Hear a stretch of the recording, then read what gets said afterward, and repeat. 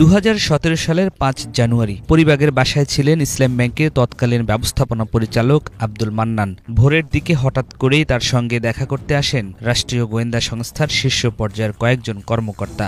পরে বাসা থেকে এমডি আব্দুল মান্নানকে নিয়ে যান তারা। আব্দুল মান্নান একাই নন, একই সাথে নিজ নিজ বাসা থেকে তুলে নেওয়া হয় ব্যাংকটির তৎকালীন চেয়ারম্যান ও ভাইস চেয়ারম্যানকেও। এরপর তাদের জোরপূর্বক পদত্যাগপত্রে স্বাক্ষর করানো হয়, আর ব্যাংকটি দখল করে নেয় চট্টগ্রাম ভিত্তিক ব্যবসায়ী গোষ্ঠী এস আলম গ্রুপ। পুরো প্রক্রিয়া বাস্তবায়ন করেন গোয়েন্দা সংস্থার তৎকালীন কিছু শীর্ষ কর্মকর্তা। ক্ষমতায় তখন শেখ হাসিনা সরকার। উপর মহলের রাজনৈতিক সিদ্ধান্তেই ইসলাম ব্যাংক বাংলাদেশকে জামাত মুক্ত করার উদ্যোগ বাস্তবায়ন করে সংস্থাটি। নিয়ন্ত্রণ নেয়ার পর এস আলম গ্রুপ ধীরে ধীরে ব্যাংকটির জ্যেষ্ঠ কর্মকর্তাদের পদত্যাগে বাধ্য করেন। একই সাথে নিজস্ব লোক হিসেবে পরিচিত কর্মকর্তাদের বিভিন্ন গুরুত্বপূর্ণ দায়িত্ব দেন। পাশাপাশি চট্টগ্রামের পটি এলাকার বাসিন্দাদের ব্যাপক সংখ্যায় ব্যাংকে নিয়োগ করতে শুরু করে। এস আলম গ্রুপের মালিক সাইফুল আলম পটি অঞ্চলের হওয়ায় ইসলাম ব্যাংকে নিয়োগ পাওয়ার ক্ষেত্রে ওই এলাকার মানুষ বিশেষ সুবিধা পান। এরপর ব্যাংকটি থেকে নামে বেনামে স্বার্থ সংশ্লিষ্টদের নামে অন্তত 50,000 কোটি টাকা লুট করে নেয় এস আলম গ্রুপ। ঋণ হিসেবে নেওয়া এই অর্থ আর ফেরত না আসায় দীর্ঘ সময় ধরে তারল্য সংকটে ভুগছে দেশের সবচেয়ে বড় এই বেসরকারি ব্যাংক।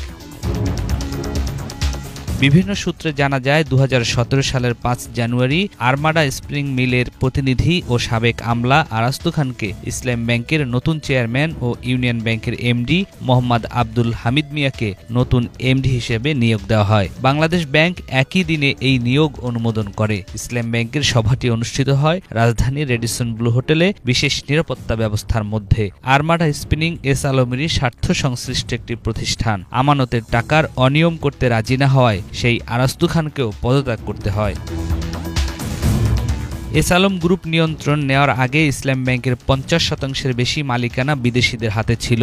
এখন যা কমে 13% নেমেছে। এস আলম গ্রুপ ব্যাংকটির নিয়ন্ত্রণ নেওয়ার পর ধীরে ধীরে শেয়ার ছেড়ে দেয় Islamic development bank, Dubai Islami bank, Islamic investment and corporation Doha, Islamic banking system international holding Luxembourg, Sheikh Ahmed সালে জামজুম, শেখ ফুয়াদ আব্দুল হামিদ আল খতিব, আল রাজি গ্রুপ, কুয়েতের সরকারি bank Kuwait finance house, Saudi company আরবসাস ট্রাভেল অ্যান্ড ট্যুরিস্ট এজেন্সি সহ বেশিরভাগ বিদেশি উদ্যোক্তা ও সাধারণ শেয়ারধারী প্রতিষ্ঠান। এছাড়া স্থানীয় উদ্যোক্তা প্রতিষ্ঠান Baitul Sharif foundation, Ibn Sina trust, Bangladesh Islamic centre, Islamic economic research bureau share ছেড়ে দিয়েছে।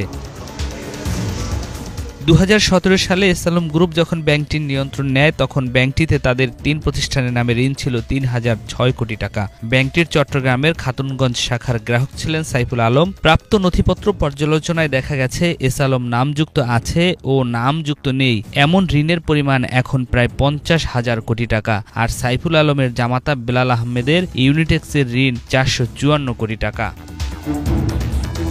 এদিকে অন্তর্বর্তী সরকারের নিয়োগ পাওয়া বাংলাদেশ ব্যাংকের নতুন governor doctor Ahsan S Mansur S আলমের সম্পদ কাউকে কিনতে নিষেধ করেছেন। এস আলম বিশ্বের ইতিহাসের প্রথম ব্যক্তি যে পরিকল্পিতভাবে ব্যাংক লুট করেছে। এভাবে পৃথিবীতে কেউ ব্যাংক ডাকাতি করেছে কিনা তা জানা নেই বলেও মন্তব্য করেন তিনি। সিস্টেমেটিক ওয়েতে ব্যাংক লুট করা এটা কিন্তু এই রকম ভাবে বিস্তৃত আকারে এবং এত সুপরিকল্পিতভাবে রাষ্ট্রযন্ত্রকে ব্যবহার করে অন্য কোথাও আমি শুনি নাই। এস আলম গ্রুপের সম্পদ যেন কেউ না কিনে, সবাইকে দেশের স্বার্থে অন্য কেউ যেন এই সম্পদে হাত না দেয়। কারণ এখানে এই সম্পদগুলো আমাদের ডিপোজিটরদের টাকা ফেরত দেওয়ার জন্য আমরা ব্যবহার করতে চাই। আওয়ামী লীগ সরকারের পতনের পর ইসলামী ব্যাংকের কর্মকর্তারা এখন পরিচালনা পর্ষদ পুনর্গঠন ও লুটপাটের অভিযোগে এস আলম ও তার সমর্থিত কর্মকর্তাদের বিচারের দাবিতে আন্দোলন শুরু করেছেন। ফলে ব্যাংকটির এমডি সহ এস আলমপন্থী শীর্ষ কর্মকর্তারা ব্যাংকে যেতে পারছিলেন না। ব্যাংকটির চেয়ারম্যান ছিলেন এস আলম গ্রুপের চেয়ারম্যান সাইফুল আলমের ছেলে আহসানুল আলম। তবে তার সঙ্গে যোগাযোগ করতে পারছিলেন না কর্মকর্তারা। শেষ পর্যন্ত গত সপ্তাহে আগের পর্ষদ ভেঙে দিয়ে ইসলামী ব্যাংক এস আলম মুক্ত করেছে বাংলাদেশ ব্যাংক। এখানে ইসলামী ব্যাংকের হারানো ঐতিহ্য আবার ফিরে আসবে। ইসলামী ব্যাংকিংয়ে যেই সততা দক্ষতার পরিচয় ইসলামী ব্যাংকাররা দিয়েছিল, ব্যাংকের অফিসাররা দিয়েছিল, সেই সততা এবং দক্ষতার পরিচয় তারা অক্ষুণ্ণ রাখবে।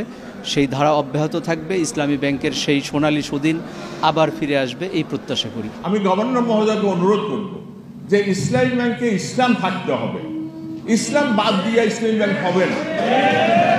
হ্যাঁ, যারা ইসলামে বিশ্বাস করে, যারা ইসলামের জন্য জান প্রাণ দেয়, তাদেরকে আপনি ওইখানে বসান। তাহলে ডিপোজিটার যারা, তারা বহু টাকা রাখবে, তারা কত ইসলামী ব্যাংক কত লাভ দেন না দেয় সেটা নিয়ে তারা প্রশ্ন তুলবে না।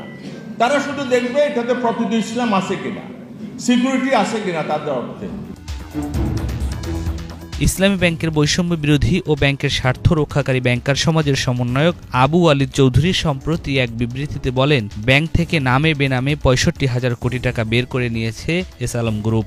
হাজার হাজার কোটি টাকা এই ব্যাংক থেকে লুট করে এই ব্যাংকের নাস্তানাবুদ করে দিয়েছে।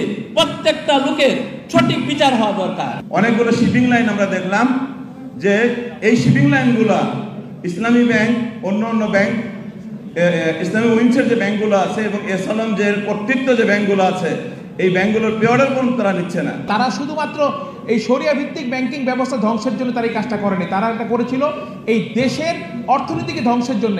কারণ তারা জানতো এই শরিয়া ভিত্তিক অর্থনৈতিক ব্যবস্থাই দেশের মূল মেরুদণ্ড, অর্থনীতির মূল মেরুদণ্ড।